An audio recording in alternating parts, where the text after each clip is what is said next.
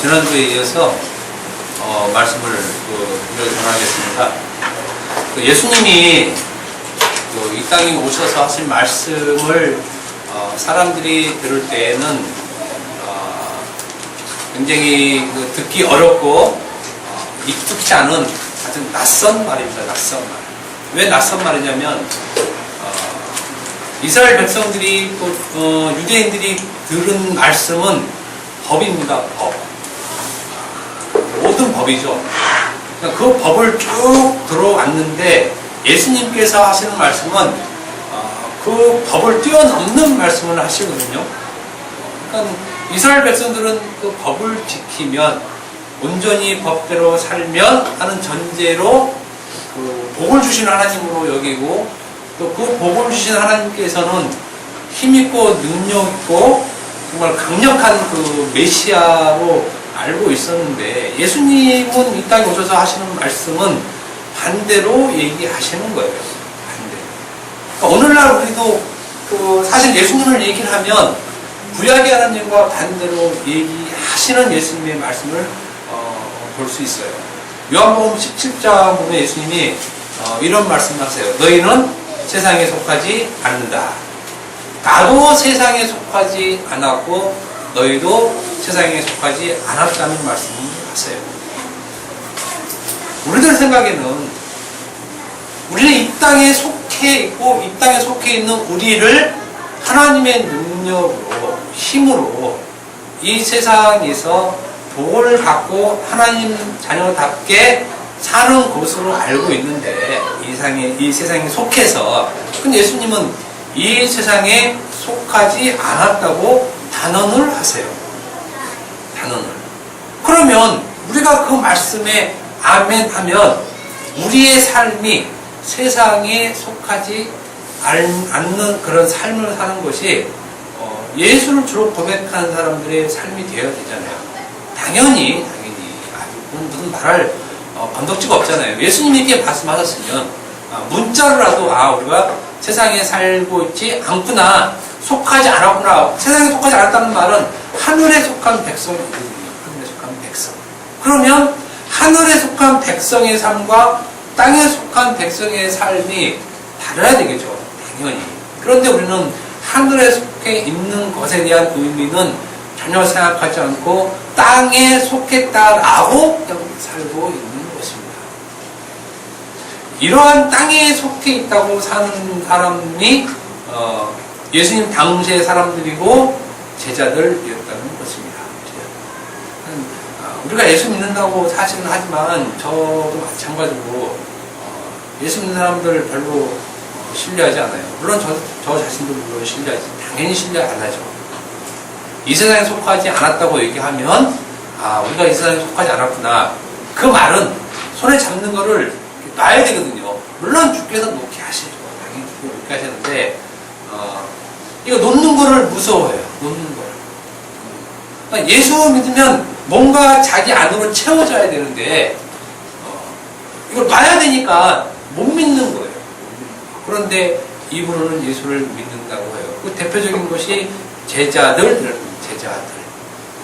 예수님께서 제자들에게 너희는 나를 누구라 하느냐라는 질문에 시몬 베드로가 대답하여 이르되 주는 그리스도시요 살아계신 하나님의 아들이라는 정답을 얘기했어요. 100% 그냥 정답, 100점짜리 정답을 얘기를 했습니다. 오늘날 교인이라면 이 베드로의 고백을 다 하고 있는 자입니다. 물론 간혹 안 할 수도 있지만 교회 나오는 사람들 또 교회 웬만큼 다니는 사람들은 이 고백을 다 했을 것입니다. 그래서 이 고백 위에 신앙생활을 하고 있다고 여기고 교회에 나오고 있는 것입니다. 그리고 이 고백에 대한 분명한 확신을 가지고 있습니다. 나는 이 고백을 했기 때문에 구원받은 자라는 그 확신을 가지고 그 확신 속에서 신앙생활을 하는 것입니다. 이건 모든 사람 다 스스로도 다 인정할 것입니다. 내가 주는 그리스도 살아계신 하나님의 아들이라고 고백 안 했는데 예수 믿는다는 말은 자체가 성립이 안 되니까 이 고백 위에 신앙생활을 하는 것입니다. 그런 중요한 것은 주는 그리스도시요 살아계신 하나님의 아들입니다라는 그 고백이 아니라 그 내용이라는 것입니다. 중요한 것은 내용. 주는 그리스도시요 살아계신 하나님의 아들을 어떤 그리스도, 살아계신 하나님의 아들이 어떤 하나님의 아들이라는 그 내용이 중요하지 고백은 중요한 것이 전혀 아니에요. 고백은 다 아무나 다 할 수 있어요. 근데 그 내용을 알고 받아들이는 것은 아니라는 얘기예요. No. 그거는 안 된다는 거예요. 주는 그리스도 살아계신 하나님의 아들을 어떻게 보느냐라는 것입니다. 어떻게 보느냐에 따라 복 있는 자와 저주 받은 자가 나누게 되는 중요한 그 기준이 되는 것입니다. 그러니까 주는 그리스도 살아계신 하나님의 아들 요 한마디가 나는 고백했지만 이 고백의 내용에 따라서 복 있는 자, 저주 받은 자가 나눠진다는 얘기예요. 기준점으로 예수님이 그냥 이렇게 훅 내미는 거예요, 제자들에게. 우리는 그런 생각 없이 주는 그리스도 살아계신 하나님의 아들이라고 고백하면 이것은 성령께서 고백하시기 때문에 나는 구원받지. 착각이에요, 착각. 자기 착각에 빠지는 거예요, 자기 착각에. 우리는 지금까지 이렇게 착각하고 이 고백을 하고 있을지도 모릅니다. 예수님이 그리스도시요, 구약의 메시아이거든요. 신약으로 그리스도라는 표현을 하고 하나님의 아들이라는 고백을 하면 우리에게 영생을 주고 천국을 갈 수 있다는 그런 확신을 갖고 있는데 착각의 가능성이 한 90% 이상은 분명히 될 거예요. 성경은 왜 이렇게 써있는데 그런 말을 하느냐? 내용에 다 나와 있습니다. 그러니 고백했다고 그런 확신을 가지는 것은 대단히 위험한 생각이에요.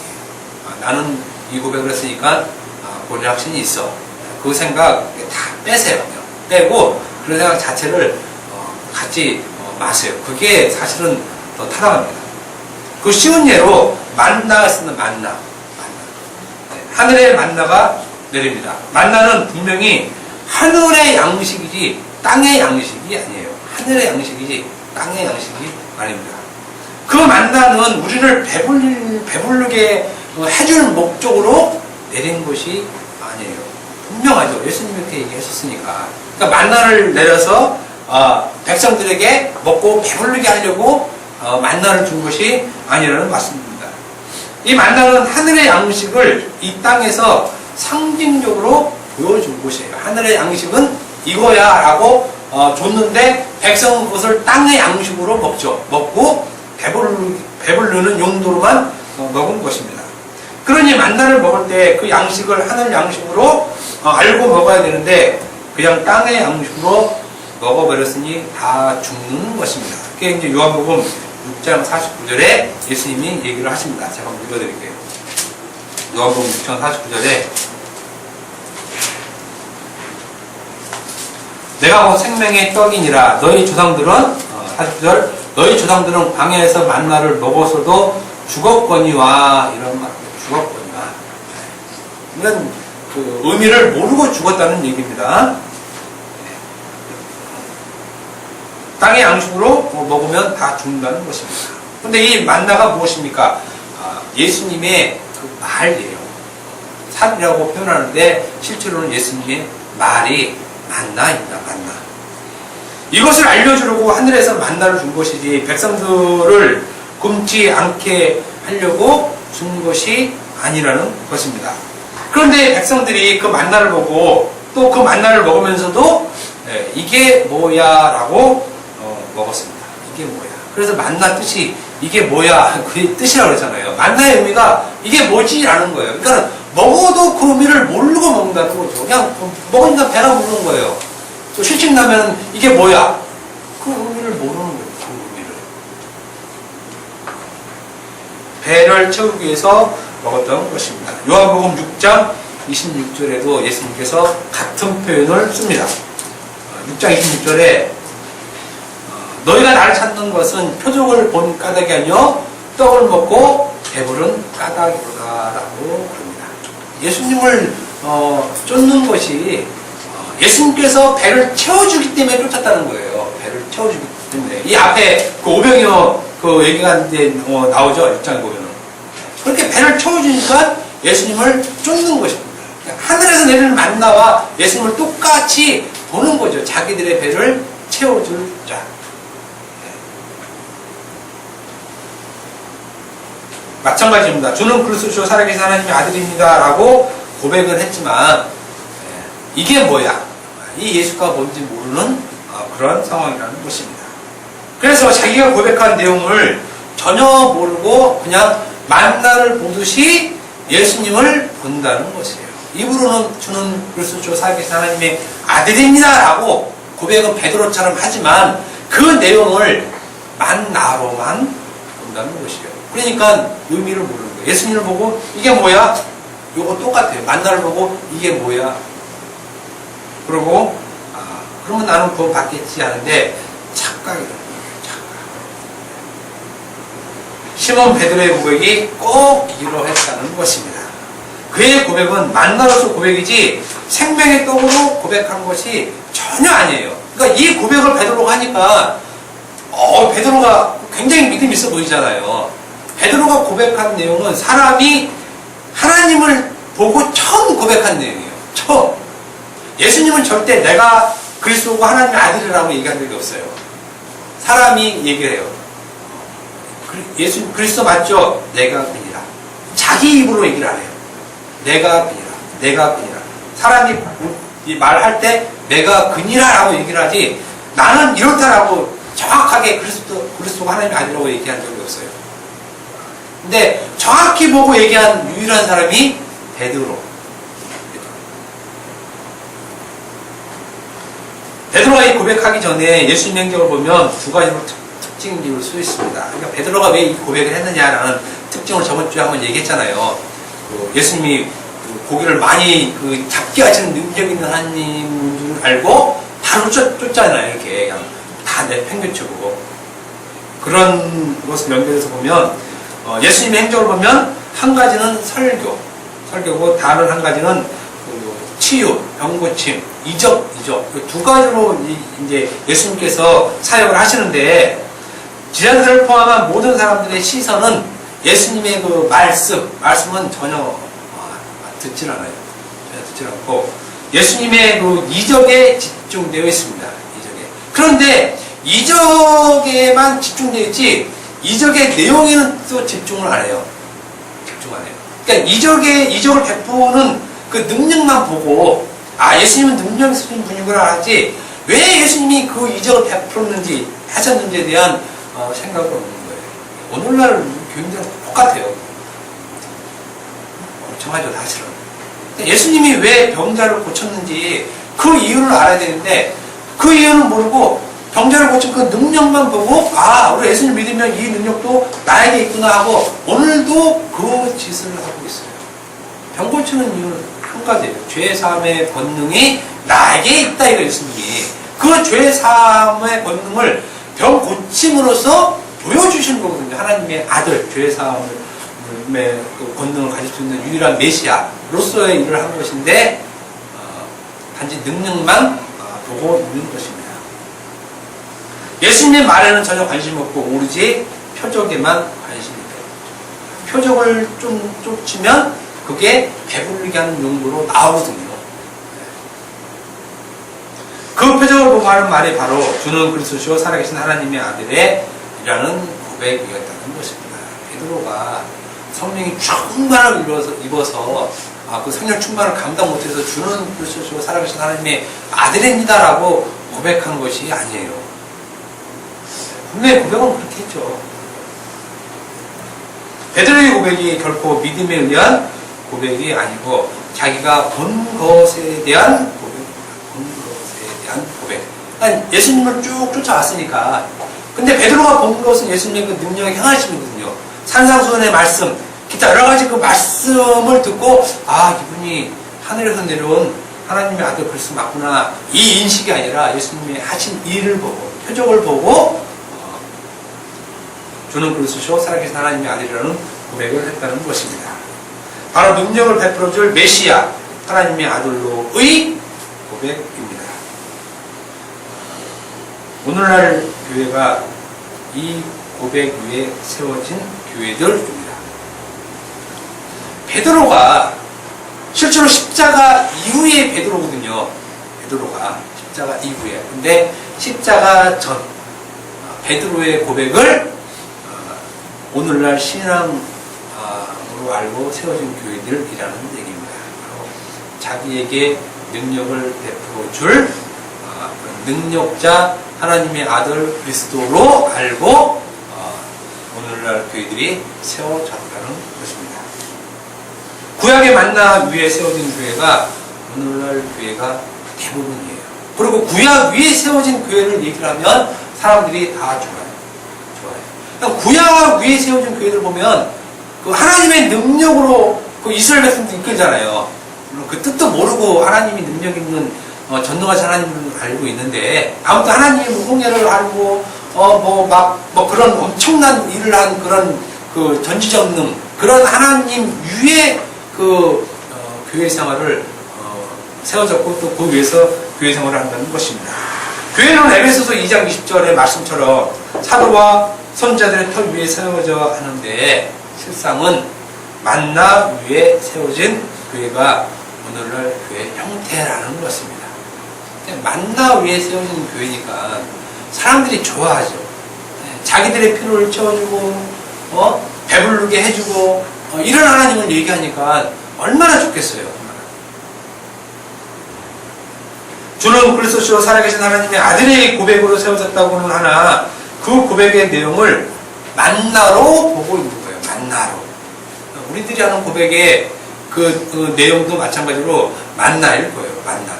주는 그리스도시로 살아계신 하나님의 아들입니다 라고 고백을 하지만 그 고백의 내용이 만나의 의미를 갖고 있는 고백이라는 거죠. 그러니까 구원받았다고 착각하지 말라는 얘기예요. 아니라고 얘기할 수 있어요. 감히. 예수를 만나러 알고 모이는 그 교회가 사단의 모임이에요. 사단의 모임. 사단의 모임. 유대인의 회도 사단의 모임이죠. 그러니까 유대인의 회의 특징은 자기들에게 복줄 하나님이에요. 복줄 하나님. 그래서 하나님의 그 왕권, 그 왕권을 이 땅에 내려와서 하나님의 왕권을 그대로 심어놓는 그 나라, 하나님 나라, 이스라엘 생각하는 나라예요. 그 나라를 조그맣게 회당으로 보여서 그걸 이루려고 하는 거죠. 이루려고. 이 사단의 회에 예수님을 만나러 알고 모이는 그곳이 바로 저주받은 곳이고 또 저주받을 곳이 되는 곳이지 생명을 주는 곳이 아니라는 거예요. 교회가. 그렇기 때문에 고백을 해놓고 지옥에 간다는 거예요. 주는 그리스도시요 살아계신 하나님의 아들입니다. 이 고백을 해놓고 지옥 가는 거예요. 지옥 가는 거. 생명으로 영생을 얻는 것이 아니라 지옥 가는 것입니다. 그러니 이 고백했다고 안심하지 말고 한번 집에 가서 다시 한번 생각해 보는 얘기예요. 이 고백이 어떤 터 위에서 세워진 고백이냐. 예수님을 아직도 만나 즉 자기의 필요를 채워준 능력자로 보고 있다면 그 고백은 이미 저주받은 고백이에요. 저주받은 사람이에요. 예수의 생명이 없는 그리스도의 생명과 끊어진 사람. 그리고 그들이 모인 곳이 사단의 모임이 되는 것입니다. 예수님께서 제자들에게 나를 누구라 하느냐라고 물어보신 것은 바로 이것을 확실히 구별시켜주는 거예요. 괜히 예수님이 물어보는 것이 아니라 그 고백을 뺨으로 인해서 베드로가 가졌던 기존의 그 사고방식을 다 깨버리는 거예요. 깨버리고 내가 새롭게 너희들이 갖고 있는 생각을 바꿔주겠다 하시는 의미로 물어보는 거예요. 아, 주는 그리스도 살아계신 하나님의 아들입니다. 고백하니까 예수님이 야, 네가 어떻게 그걸 알았냐. 야, 신기하다. 너 복 있다. 예, 요 얘기 하고 싶어 예수님이 그렇게 예수님이 그런 소리 듣고 막 기분 좋아서 막 그러시는 분이 아니에요. 우리가 주는 그리스도 하나님의 아들입니다. 고백해주면 예수님이 좋아할 것 같은데 아이고 아니라는 얘기예요. 우리가 고백하는 내용을 다 알아요. 그 예수님 웃기는 소리를 하지 말라고 그래요. 너희들이 만나를 보고 나를 왔지 우리 속 다 안 되니까요. 그러니까 우리가 그런 고백을 예수님이 안 받아요. 그런 고백을 잘 알기 때문에 너희가 고백하는 그 고백은 바로 사단의 회니까 사단의 모임이니까 예수님께서 그것을 박살내고 진정한 고백으로 내용을 담은 고백이 되게 하겠다는 의미로 물어보시는 것이에요. 너희가 가지고 있는 그 메시아 사상, 즉 나를 따라온 그 이유를 박살내고 진정한 고백이 되게 하시겠다는 것이고, 너희는 바로 그 고백한 내용으로 살게 하시려고 물어본 것입니다. 주는 그리스도 살아계신 하나님의 아들입니다. 그래, 그러면 그 내용으로 내가 살게 해줄게 하는 그 내용으로. 예수님의 능력을 보고 쫓아온 그것을 완전히 박살내게 하는 물음이었던 것입니다. 베드로의 대답은 이전에 자기가 가지고 있던 메시아 사상을 박살내는 고백이 되는 전환점이 바로 요 한마디입니다. 요 한마디로 전환점이 막 이제 바뀌게 되는 것입니다. 베드로의 대답은 한 가지였지만 내용이 다른 것으로 전환점이 되는 것입니다. 우리 생각과 똑같아요. 우리도 맨 처음에 아무것도 모르고 교회 오잖아요. 예수 믿으면 뭐 구원 얻고 받고 천국 간다. 뭐 이런 의미로 이제 교회 오게 되는데, 교회에 오면은 성경 말씀이 들어오죠. 그 두 번째인데, 세 번째는 이 내용의 의미들이 바뀐 것으로 알고 있어야 된다는 거예요. 알고 있어야 된다. 근데 이걸 모르는 것이 이스라엘 백성이죠. 이스라엘 백성. 인식의 변화가 되는 전환점이 바로 교회에 왔다는 것입니다. 예수님께서는 교회라는 아주 낯선 개념을 말씀하십니다. 구약에는 교회라는 개념이 전혀 없잖아요. 그리스도라는 개념도 없어요. 구약에는 전혀 안 나와요. 신약만 나와요. 예수라는 말도 구약에는 없죠. 신약만 나오죠. 그러니까 전혀 낯선 개념, 전혀 낯선 개념. 이런 개념, 낯선 개념을 말씀하시고 그 교회라는 낯선 개념에 베드로의 고백을 넣어버려요. 그리고 그 고백으로 살게 하시는 것입니다. 그러므로 교회는 주는 그리스도 살아계신 하나님의 아들의 내용만으로 차 있어야 된다는 것입니다. 교회는 주는 그리스도 살아계신 하나님의 아들의 내용만으로 차 있어야, 그래야 교회. 내 영혼이 잘된 같이 내가 범사에 잘되고 강건하기를 강구하는 곳이 교회가 아니에요. 우리는 이 말 좋아하잖아요. 내 영혼이 잘된 같이 내가 범사에 잘되고 강건하기를 강구하는 곳이 교회로 얘기하는 삼박자 축복이죠. 삼박자. 영혼이 잘되면 범사에 잘되고 강건하는 삼박자 축복. 요거 얘기해서 잘된 사람은 여의도에 있는 그 목사님밖에 없어요. 요 얘기에서 잘 된다고. 수백억 재산 가지고 그냥 떵떵거리고 사시는 분, 여의도에 있는 그 목사님이 저는 궁금해요. 요 말 제대로 잘해서. 그런데 성경은 그 얘기하는 게 아니잖아요. 어제 성경이 영혼이 잘 되면 범사에 잘 되는 게, 우리 영혼이 하나님의 그 구원받아서 열심히 충성봉사하면 내 몸이 잘 된다고. 성경은 그런 거짓말하는 책이 아니에요. 진리를 얘기하는 책이지. 영혼이 잘 되면 범사에 잘 됨을 말하는 것이 교회가 아니라는 것입니다. 예수님께서 세우신 자기 교회는 반드시 그리스도요 살아계신 하나님의 아들의 내용만 있는 것이 교회입니다. 그리고 그 교회는 아들의 내용만 말하는 아들의 내용, 아들의 이야기, 이게 교회에서 하는 이야기입니다. 그래서 창세기, 태초 하나님의 천지를 창조하시니라라는 창세기 말부터 계시록 21장 그 20장 마지막 그 말까지 보면 주 예수의 은혜가 모든 자들에게 있으리로다. 주 예수의 은혜가 있는. 그러니까 창세기부터 계시록까지 모두 다 예수님의 은혜에 대한 말, 그리고 백성들은 그 은혜를 받은 거에 대한 얘기지, 다른 얘기는 들어가 있질 않아요. 거기에는 바울 얘기도 없고 베드로 얘기도 없고 사실 다 없어요. 스데반 얘기도 없고 다 없고 오직 예수 얘기만 창세기부터 계시록까지 그 내용입니다.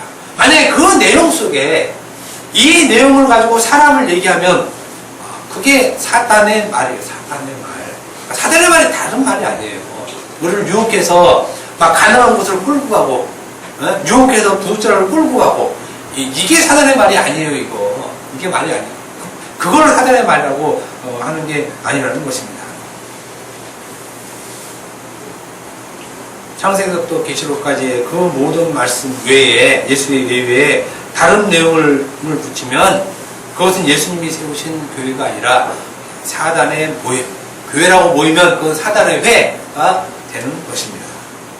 그래서 그리스도여 살아계신 하나님의 아들의 내용이란 고난을 받고 죽임을 당하고 제3일 만에 살아나는 내용이 들어가 있는 것입니다. 이 내용 외에 다른 내용이 들어갈 것이 없어요. 들어갈 것이 없어요. 예수님이 직접 하신 말씀입니다. 이 내용이 있는 곳이 교회이고 이 교회에서 하는 고백이 주는 그리스도시요 살아계신 하나님의 아들입니다 라는 고백을 한다는 것이에요. 그러니까 이 말도 낯선 말이죠. 낯선 말. 고난을 받고 죽임을 당하고 제3일에 살아난다는 말이 얼마나 낯선 말입니까? 그러니까 유대인들에게는 이 말 자체가 도저히 용납이 안 되는 것이에요. 왜냐하면 하나님이 고난을 받고 하나님이 죽으신다는 게 그게 말이 되냐고 어떻게 신이 죽을 수가 있어요. 그런 말은 아예 자체가 그러면 신이 아니잖아요. 신은 영원 분별하고 영원한 능력이 있고 힘을 주시는 분이 신이지 무슨 신이 고난을 받고 또 죽고 뭐 이럽니까? 그러니까 우리도 지금 다 예수를 믿지만 예수 믿는 게 아니에요. 제가 볼 때는 그런 예수를 여러분들 어떻게 믿어요? 근데 말로는 기도할 때 예수님의 이름으로 기도하는데 예수님의 이름으로 기도하는 그 예수가 어떤 예수냐는 얘기는 그 예수가 고난받고 죽는 예수라니까요. 근데 우리는 부활 쪽만, 부활의 권능만 얘기하는데 실제로 사도들이 선포한 것은 예수님의 죽으심이에요. 죽으심. 부활은 그 죽으심을 확정하는 얘기밖에 안 해요. 사도들이 한 말이.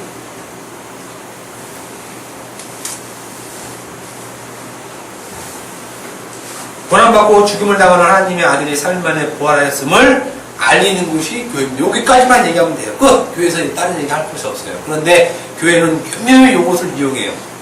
이런 예수님이 이렇게 뒤를 이어요.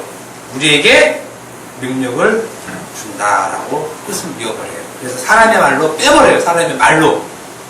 하나님의 말을 또 예수님이 하신 일을 쭉 빼서 사람의 말까지 이어버려요. 이런 예수님이 우리에게 복 주신다. 그런 말 없다니까요, 성경에. 그런데 그것을 믿으면서 예수를 믿는다고 그러는데 거짓말이에요. 거짓말. 성경에 한번 가까워서요. 같이 얘기해보세요. 어디 인간에게 복을 주는 그 복, 성경 예수가 그 복이 어떤 복인지 잘 알잖아요. 베드로가 그 복을 그냥 엄청나게 받은 사람이에요. 복. 예수님께서 직접 얘기했죠. 야, 너 복 있다. 이렇게. 근데 그 복이 어떤 복인지 한번 이제 보자고요. 그 복이 어떤 복인지. 이것을 아는 것이 복이 있는 자가 되는 것입니다. 주는 그리스도시요 살아계신 하나님의 아들을 아는 것이 복이 아니라 이것을 아는 것이 복이 아니라 그리스도시요 살아계신 하나님의 아들이 고난을 받고 죽임을 당하여 3일 만에 살아나신다는 것을 아는 것이 복 있는 자예요. 복 있는 자. 우리가 생각하는 것과 완전히 반대 개념입니다. 그래서 예수를 믿으면 복의 개념도 완전히 바뀌는 거예요. 복의 개념도. 예수님이 괜히 너가 복 있다라고 얘기한 건 아니잖아요. 그럼 베드로는 복을 받아야죠. 여러분도 한번 얘기해봐요. 베드로가 무슨 복을 받았는지, 바울이 무슨 복을 받았는지. 그런 얘기는 안 해줘요. 그런 얘기. 사도들이 제일 예수님을 잘 알고 성경을 쓴 자잖아요. 그러면 사도들이 누구보다 복에 대해서 잘 알겠죠. 그런데 베드로가 받은 복을 얘기해보세요. 그러면 얘기 못해요. 그냥 꽁꽁 알아요. 그 얘기하면 큰일 나거든요. 그 얘기. 그래서 성경에서 복 많이 받은 사람, 야곱. 근데 또 야곱을 알잖아요. 야곱이 무슨 복을 받아요. 욥이 무슨 복을 받고. 기껏하면 한나가 애기 하나 낳은 거 복 받는, 무슨 애기 하나 낳은 게 복이에요. 애기, 10년 낳은 사람들은 복을 따따로 받은 거죠. 그걸 복이라고 얘기 안 해요. 그런데 그걸 복이라고 얘기를 해요. 그러니 그거를 수십 년 들었으니 다른 생각이 드냐고요. 그게 안 들죠, 당연히. 전에 복이라 하면 능력이 있는 하나님으로부터 주어지는 자기 만족을 복 받은 것을 여겼는데 이제는 고난받고 죽임을 당하신 그분이 그리스도시요 하나님의 아들로 아는 그 자체를 복으로 아는 것입니다. 예수를 믿었다고 하면은 고난받고 죽으시고 3일 만에 부활하신 그분이 그리스도시고 하나님의 아들이구나 이 아는 것을 복으로 아는 것이에요. 복으로. 이것을 아는 것이 성화, 이것을 아는 것이 성화. 이것을 아는 것이 성화. 그러니까 성화는 거룩해서 되어가는 것이 아니라 아 예수님이 이런 분이구나 알면 그것이 성화된 자예요. 그것도 100% 성화된 자예요. 완전히 성화된 자예요. 성화될 것도 없어요. 성화된 자로 하나님이 여겨주시는 것입니다. 그러니까 성화는 나에게서 찾지 말고 예수님에게서 찾으면 정답이 바로 나와요. 자꾸 나에서 찾으니까 성화가 점점 되려고 애를 쓰는 거지 예수님을 보면 성화가 이미 되었다니까요. 예수님을 바라보는 시각이 변화된 것이 성화입니다. 예수님을 바라보는 시각이 바뀐 것. 바뀌어 있으면 이미 성화된 자예요. 그리고 자기가 성화되었다고 성화가 점점 되었다고 얘기하는 것은 가짜입니다. 가짜. 그것이 사도들이 증명을 해줘요. 베드로, 바울 성격 좀 거칠고 더럽죠. 얘네하고 날카롭고 누가 뭐 잘못하면 바울처럼 콕콕콕 찍고 막 뭐라 그러고 요즘 같으면 교인들 다 떠나요. 목사가 성도가 좀 잘못했다고 콕콕 찍고 베드로처럼 막막거리고 한다고 무슨 성화가 어디 있어요. 성화가 이런 사람들이 이 사람들이 사도들이 성화되려고 노력한 적이 없어요. 왜냐하면 이미 성화된 자기 때문에요. 어떻게 성화됐냐? 예수님을 바라보는 시각이 그 자체가 변해 있는 거예요. 자체가 변해 있는 거예요.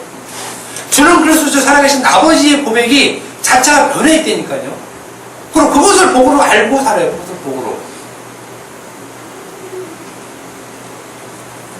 주는 그리스도 살아계신 하나님의 아들이라는 고백을 내용으로 갖고 있으면 그는 이미 복을 받은 자입니다. 그러니까 복을 구할 이유가 없는 거예요.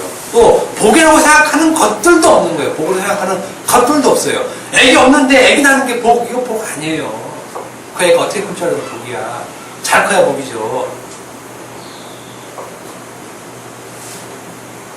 이것을 복인 줄 알고 있는 자가 또 모이는 곳이 예수님이 피로 사신 교회예요. 피로 사신 교회. 예수님이 피값으로 사신 교회는 하나님의 아들 그리스도의 고백을 고난과 죽음을 당하신 그 예수로 고백하는 교회고 그 내용으로 사는 교회가 정말 예수님이 피로 사신 교회지 그 피로 사신 그 교회에서 예수님이 줄 능력만 바라고 고개만 바짝 세우고 복주십시오 복주십시오 하는 게 그건 교회가 아니라 사전의 모임이라니까요. 처음에 베드로는 이 고백을 해놓고 자신이 무슨 말을 했는지 그 의미를 전혀 몰라요. 전혀. 고백을 했는데 입만 쭈르르 나간 거예요. 말로만. 그 내용을 몰랐습니다. 그저 예수님을 만나보고 고백했다는 것입니다. 그럼에도 불구하고 예수님께서 내가 복이 있다라고 선언을 해버려요. 이 말에 의기양양하죠. 베드로가. 이 말에 의기양양한 베드로는 하나님의 아들인 그리스도가 고난을 받고 죽임을 당한다는 말에 예수님이 이 말 하잖아요. 16장 이제 그 하반절에 야 내가 이제 고난을 받고 죽임을 당하고 3일 만에 살아날 거야. 이 말을 했더니 베드로가 예수님을 붙잡고 강력히 항변하여 그러지 마옵소서라고 얘기를 합니다. 강력히 항변하여 예수님을 꾸짖는 내용이에요. 야 무슨 그따구 소리 하냐 이 말이에요. 예수님 그러지 마옵소서 막 이런 애타는 말이 아니라 예수님을 꾸짖는 말이에요. 이 말이 바다 예수님이 그 풍랑 있는 바다를 잠잠케 할 때 꾸짖잖아요. 그 말은 똑같아요. 그걸 꾸짖을 때 야야 잠잠해 이런 말은 똑같아요. 베드로가 예수님에게 그렇게 얘기해요. 예수님 웃기는 소리 하지 말아요. 그따구 소리 하지 말아요. 이런 말이에요. 이런 말. 그렇게 예수님을 그렇게 하지 마세요라고 얘기한 거지 아무 간절한 마음으로 예수님이 십자가 죽을 것 같으니까 그게 마음 아파하는 말이 아니란 얘기예요. 꾸짖는 말이에요. 예수님은. 그러니까 예수님이 뭐라고 합니까? 사탄아 물러가라. 베드로 실체가 드러나는 것이에요. 훅 이렇게 그렇게 베드로가 고백한 고백이 사탄의 말이라는 거예요. 사탄의 말. 그 말이 어떤 말이냐? 주는 그리스도 살아계신 하나님의 아들이라는 그 내용이 바로 베드로 자신을 그런 능력자를 위해서 자기가 복이 되게 할 자로 여기는 그 고백이 되기 때문에 그 말이 사탄의 말이 된다는 것이죠. 그 예수님이 보고 쭉 빼는 거예요. 그러니까 베드로의 고백에는 하나의 고백의 말이 있지만 두 가지 실체가 드러나는 말이 된다는 것입니다. 그 두 가지 실체란 그 고백을 자기를 위한 고백으로 하면 그 고백은 사탄의 말이 되고 고난받고 죽임을 당하는 하나님의 아들로 보면 복이 있는 말이 된다는 것이에요. 베드로는 이것을 십자가 사건 이후 성령 감림 후에 비로소 깨닫죠. 자기 고백이 주는 의미가 무엇인지를 깨닫습니다. 그전에는 못 깨달아요. 그러니까 주는 그리스도로 살기 위해서 하나님의 아들입니다 고백해놓고 주여 그러시 마옵소서 하고 또 부정하잖아요. 부인한 예수님을 나 예수님 모른다 그러다가 모른다고 세 번 부정하잖아요. 어떻게 주는 그리스도로 살기 위해서 하나님의 아들로 고백한 놈이 그렇게 얘기할 수 없잖아요. 그리스도는 메시아 얘기한다니까요. 하나님을 얘기해요. 하나님을 아는 사람이 그거 죽는다고 고백하고 예수님 저주합니까? 그렇게 못하잖아요. 그러니까 그 고백한 놈을 자기가 몰랐다는 거예요. 오늘날 우리는 여전히 십자가 전에 베드로의 고백을 하고 있고 그것을 신앙생활로 여기고 열심히 교회 다니고 있다는 거예요. 그러니까 다 헛짓하는 거예요. 헛짓. 무슨 예수 믿어요. 예수 안 믿는 거예요. 자기가 아무리 예수 믿는다고 입으로 100번 1000번 목에 칼을 들어와서 그 칼로 자기가 순결해도 그 순결 헛것이에요. 헛것. 그건 개죽음이에요. 개죽음.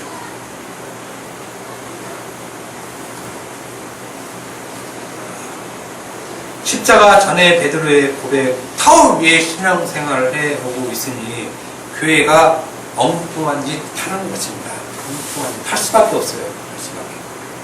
그 우리 여기 있는 큰 게 있잖아요. 연세 모모 교회로 한 몇만 명 교회는 모이는 교회가 있습니다. 여러분 잘 알 거예요. 그 옆에 그 교인이 나가서 김밥 사놨는데 괘씸하잖아요. 가난한 교회 돕는다고 몇 명이 나갔는데 그 얼마나 그 목사가 보기에 열받아. 자기같이 능력 있는 목사가 목회하는데 감히 나가서 가난한 교회, 지하교회에서 섬겨? 자기 자존심 상하겠죠. 그러니까 이 교회가 신천지 다니는 교인이다라고 그 김밥집 사먹지 말라고 다 붙여놨어요. 이렇게. 여기 신천지 교인이 하는 데다 나가서 신천지가 아닌데 그러니까는 이 김밥집 하는 그 집사님이 억울하니까 우리가 신천지라는 근거가 되세요. 그러니까 되지 못하는 거예요. 그런데 교회 광고를 계속 때렸어요. 해먹지 말라고. 교회 문 닫았어요, 거기. 그 몇만 명 되는 교회가 그거 조그맣게 먹고 살겠다고 열심히 그 개척교회 가서 돕는데 그거 눈 꽂혀서 못 봐서 그거 문 닫으니 교회가 좀 되겠어요?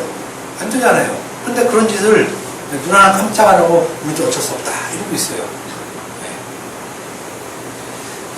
그게 전체 교회 아니에요.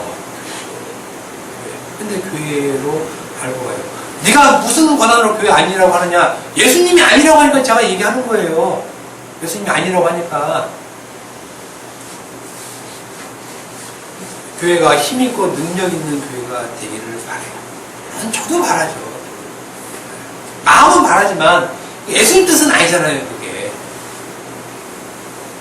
십자가 사건 이후에 예수님께서는 베드로와 제자들의 의도와는 관계없이 복 있는 자가 되게 해버려요. 제자들에게. 처음 부르신 그 용도로 사용하는 겁니다. 제자들을 처음 부른 용도가 사람 닦는 어부죠. 그거 시키려고 그냥 부른 거예요. 그거 시키려고 부른 거. 사도가 되기 위해서 예수님이 당하신 그 길로 가게 하는 거예요. 이제 복을 주는 거예요. 복이 있다다 해놓고 이제 복을 주잖아요. 복을 주는데 예수님이 자기 자신이 간 그 길로 그대로 보내요. 그대로. 그쵸? 복이 있다고 하는 그것을 예수님이 실행시키는 것입니다. 모두들 고난받고 죽임당하고 3일 만에 살아나신 그 부활에 참여한 자로 만들어 버리는 것이에요. 그야말로 주님의 복이 있다는 그 말씀의 성취입니다. 이 성취가 오늘날 교회가 그대로 또 이어받는 거예요. 우리도 고난을 받고 죽임을 당하는 그 길로 가는 거겠죠. 이러한 복이 임한 곳이 교회임을 알고 있는 곳에는 음부의 권세가 이기지 못하는 것이에요. 음부의 권세라고 하니까 뭐 대단한 신령한 마귀의 힘, 능력 이런 건 얘기하는데 그런 거 얘기하는 것이 아닙니다. 음부의 권세란 고난받고 죽음을 당하는 하나님의 아들을 전하는 것이 아닌 자기에게 능력을 주고 복을 주는 하나님의 아들로 알게 하고 믿게 하는 것을 음부의 권세라고 그래요. 음부의 권세는 예수님의 십자가의 죽으심을 사람의 영광으로 바꿔버리는 그런 악한 말을 음부의 권세라고 얘기하는 것입니다. 이 음부의 권세가 갈라디아서 1장 6절에서 10절 말씀에 잘 나와 있습니다. 음부의 권세가 하는 일, 바로 다른 복음으로 예수님의 복음을 바꿔버리는 힘 얘기하는 거예요. 힘. 다른 복음. 잘 알지 않고 다른 복음이 뭔지 사람을 좋게 하는 말로 예수님의 말을 다 바꿔버리는 거죠. 주는 그리스도 살아계신 하나님의 아들을 고난받고 죽임을 당하는 예수를 얘기하는 것이 아니라 자기에게 능력을 줄 하나님으로 말해버리는 것이에요. 이게 다른 복음, 음부의 권세가 하는 일이에요. 음부의 하는 일. 나를 유혹해 해서 안 좋은 쪽으로 끌고 윤리적으로 안 좋은 길로 끌고 가는 것이 아니라 예수님의 말씀을 사람의 기쁨이 되는 말로 끌고 가는 것을 음부의 권세라고 얘기하는 것입니다. 이 음부의 권세가 악한 말이 이기지 못하는 교회가 바로 고난을 받고 죽임을 당하는 하나님의 아들을 말하는 교회라는 것입니다. 그리고 이 교회가 바로 천국의 열쇠, 즉 진리의 복음을 가진 교회. 천국 열쇠라는 건 다른 거 아니에요. 진리를 가진 교회, 진리를 가진 자가 천국의 열쇠를 가진 자예요. 이건 베드로만 갖고 있는 게 아니에요. 우리도 갖고 있는 것이지.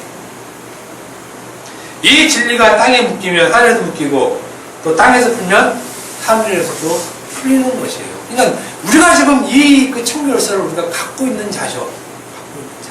그러니까 우리가 진리를 얘기하면 이게 땅에서 풀린다는 거예요. 하나님의 말씀이. 근데 우리가 말 안 하고 있으면 또 막히는 거예요. 이것이. 천국의 열쇠는 하늘의 말을 여는 것을 말하는데 그 하늘의 말이란 예수라는 진리의 말, 복음을 얘기하는 것이라는 것입니다. 이것은 오늘날 교회가 받은 것입니다. 그리고 우리가 갖고 있습니다. 이미 우리는 천국의 열쇠를 가진 자. 그러니까 우리가 복음을 전하면 그 복음을 전하는 그 안에 진리를 얘기하겠죠. 진리를. 그러면 열리는 거예요, 하늘이. 하늘이 열려서 그 복음을 전해주는 것입니다. 그런데 그걸 전하지 않고 예수 믿으면 복을 줘요, 뭐 줘요. 이게 무슨 천국을 여는 길이에요. 아무것도 아니지. 또 그걸 그렇게 믿고 있는 것이지 무슨 천국 열쇠 갖고 있냐 이겁니다. 안 갖고 있다는 거예요, 그걸. 천국의 열쇠를, 진리의 말씀을 가진 우리가 어떻게 예수를 자기에게 복을 주는 하나님의 아들로 전할 수 있느냐 이거예요. 말할 수 있느냐예요.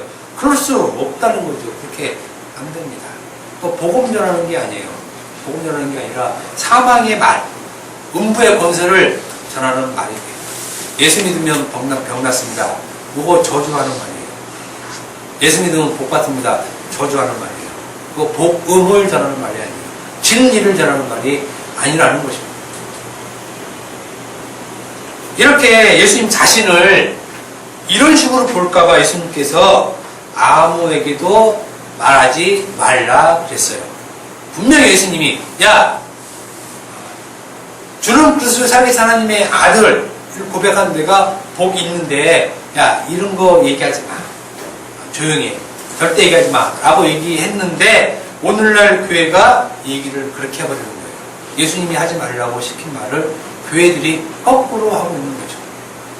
우리에게 복을 줄 자가 예수님이라고 천국의 열쇠를 받았다고 하는 교회에서 확대시키고 있으니 교회가 음부의 권세가 되어버리는 거예요. 교회가 거꾸로. 교회가 음부의 권세에 선봉장 노릇을 하고 있으면서 자기들이 무슨 짓 하고 있는지 모르고 있다는 것입니다. 예수님께서 분명히 베드로에게 사람 낚는 어부가 될 것이라고 하셨고 그의 고백처럼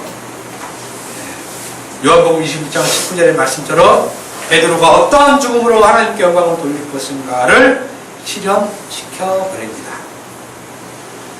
그래서 베드로의 고백은 하나님께서 시키신 고백이고 알게 하신 고백이에요. 그 고백대로 베드로가 사는 것인데, 그 사는 방법이 어떠한 죽음으로 죽는 것이에요. 이제 베드로가 받은 복이 그 복이에요. 어떠한 죽음으로 죽는 그 죽음. 베드로가 받은 복이 이거예요, 이거. 네, 내가 복이 있도다. 예수님께서 베드로에게 선언합니다. 너 복이 있어. 이렇게 고백한 이렇게 말한 이 예수님의 말은 너 죽었어, 이 말이에요. 정확히 이 말이에요. 정확히 이 말. 베드로에게 준 고백은 복은 죽음. 이게 요한복음 26장 19절의 말씀에 정확히 나왔어요. 베드로가 어떠한 죽음으로 죽어야 할지를 얘기해 주는 것이에요. 어떻게 잘 살고 잘 먹고 복 받을지 얘기하는 것이 아니라, 이런 말씀을 하셔놓고, 예수님이 얼마나 냉정하신 분이냐면, 이렇게 말씀 해놓고, 야, 나를 따르라. 아니, 따르지 말라 그래야지 복이 있어요. 너 죽을 거니까, 내가 복을 줘서 너 살게 해줄게. 이게 복이잖아요. 그런데 예수님이 이렇게 얘기해놓고, 나를 따르라. 또 나를 따르라. 자기를 따르게 만들어요. 뻔히 자기 자녀들이 어떻게 죽을지 알면서, 또 분명히 알면서 나를 따르라 하시는 분이 예수님이에요. 우리 사정은 예수님이 안 봐줘요. 우리 사정을 예수님이. 그러니까 우리가 병 걸렸다 안 고쳐준다니까요. 우리가 가난하다 구하게 안 만들어요. 예수님이 그냥 그대로 끌고 가버려요. 예수님 우리를 그거 안 살려주는 겁니다. 왜냐하면 그게 살리는 길이 아니니까 그래요. 베드로가 사는 길은 죽는 거예요. 죽는 거. 우리가 볼 때는 베드로를 살리는 게 복인데, 예수님 볼 때는 베드로를 끌고 가서 그냥 죽이는 게 베드로에게 복이 있다는 겁니다. 내가 복이 있다고 죽이시는 분이 예수님이에요. 그러니까 죽는 게 복이죠. 지금 우리는 이것을 잘 알고 있어요. 우리에게 복이 있다는 의미를 잘 알고 있다는 거예요. 우리가 지금 보니까 알잖아요. 이제 성경을 통해서 복이 있다는 말이 무슨 말인가 알잖아요. 주는 그리스도시요 살아계신 하나님의 아들입니다 라고 고백해주는 결과가 무엇인지 우리는 알고 있다는 것이에요. 그 고백이 너는 죽었어. 일로 와. 이 얘기예요. 이 얘기. 그 고백의 결과가 어떠한 죽음입니다. 우리는 베드로의 고백이 우리를 살리는 고백으로 알고 주문처럼 외우고 있지만, 그 고백은 이 땅에서 비참한 죽음을 말하고 비참한 죽음을 뜻하는 말입니다. 그리고 실제로 베드로가 어떻게 죽었는지 모르게 이 세상에 흔적 자체가 없어요. 베드로가 어떻게 죽었는지 그냥 전설로만 내려와요. 전설로. 십자가에 거꾸로 못 박혀 죽었더라 어쩌더라 뭐 이런 말이 있는데, 그거 다 어떻게 죽었는지 몰라요. 그래서 어떠한 죽음으로 라는 구체적인 죽음의 명시가 안 돼 있어요. 감옥에서 뭐 교수형 당했다, 화형 당했다 뭐 이게 아니라 어떻게 죽었는지 몰라요.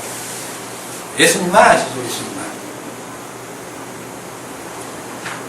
그러니 할 수만 있다면 이 고백 안 하는 것이 우리 자신에게 복이에요. 더 쉽게 얘기하면 예수 믿지 않는 게 복이죠. 복. 믿는 게 복이 아니라 안 믿는 게 복이라는 것이에요. 안 믿는 게 복의 시작이에요. 복의 시작. 안 믿으면 그때부터 복이 시작되는 거예요. 그냥. 믿고 나서 복 달라는 것 어리석은 생각이에요. 믿고 나서 복 달라고 얘기할 수 없어요. 그 복이 어떤 복이 아니까. 예수님 복 주세요. 죽여달라는 얘기예요. 죽여달라는 얘기. 무슨 복 달라는 얘기입니까 이게. 예수님이 너 복 있다 해놓고 예수님 죽이잖아요. 그럼 이런 얘기하면 안 믿어요. 무슨 예수님이 그런 사람이냐. 예수님 우리에게 복 주실 분이다. 이렇게 알고 있는데, 예수님이 성경에 그렇게 자기 얘기를 이렇게 해놨어요. 그럼에도 불구하고 이 고백을 내가 한 고백이 아니고 주님께서 하게 하신 고백을 알고 음부의 권세가 이기지 못하는 천국의 열쇠, 즉 진리의 복음을 가졌다고 여기면 우리는 이미 복을 받은 자이고 이 땅에서 죽은 자로 여기고 또 사람 낚는 법으로 진리를 전하는 자로 우리가 살아야 된다는 것입니다. 그럼에도 불구하고 우리가 이 베드로의 고백을 우리의 그 복이 되는 죽음이 되는 그 고백인 줄 알면 이렇게 고백한 자는 정말 주님이 진리이시구나라는 것을 전하며 사는 자라는 것입니다. 그게 지금 우리예요. 그러니까 성도의 삶은 다른 거 없어요. 아무것도 없어요. 성도의 삶은 아무것도 없고 이분이 진리이신 예수님, 이분이 주와 그리스도가 된 예수님이다라고 전해주는 것으로 사는 것이지 그 외에 성도가 어떻게 살까 이거 물어볼 그 계제도 안 돼요. 제가 말씀드리잖아요. 베드로나 바울이나 자기 스스로 예수님 내가 어떻게 살아야 됩니까? 라고 한 번도 고민 안 해본 사람이라고요. 모르니까 고민해요. 모르니까 어떻게 살까 고민하지. 언제 사도들이 고민한 적 있습니까? 없어요.